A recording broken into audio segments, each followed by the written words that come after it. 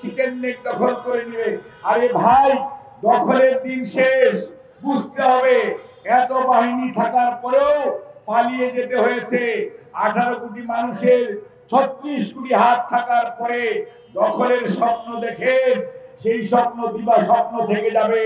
36 কোটি হাত প্রতিরোধ করবে যে কোনো এই সমস্ত সংস্কার সম্প্রসারণ করার চেষ্টা করবে। আধিপত্যবাদী সম্প্রসারণবাদী যে কোনো উদ্যোগকে এই সরকার শুধু নয়, এদেশের মানুষ 18 কোটি মানুষ ঐক্যবদ্ধভাবে প্রতিরোধ করবে এবং যে কোনো পরিস্থিতিতে তারা তাদের স্বাধীনতা এবং সার্বভৌমত্ব অক্ষুণ্ণ রাখার জন্য শেষ রক্তবিন্দু দিয়েও চেষ্টা করবে।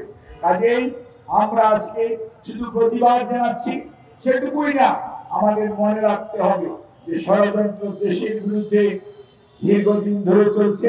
ষড়যন্ত্র শেষ হয় নাই। কোন অবস্থাতেই ভাবার কারণ নাই আপনার অধিকার আপনি এমনি এমনি ফেরত পাবেন।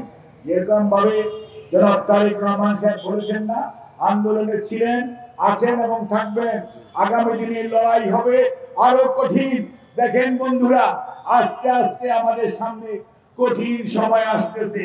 এই সময় দরকার ঐক্য, এবং জাতীয় ঐক্যই পারে যে কোনো ষড়যন্ত্রকে ছিন্ন করতে এবং সম্প্রসারণবাদী ষড়যন্ত্রকারীদেরকে প্রতিরোধ করতে।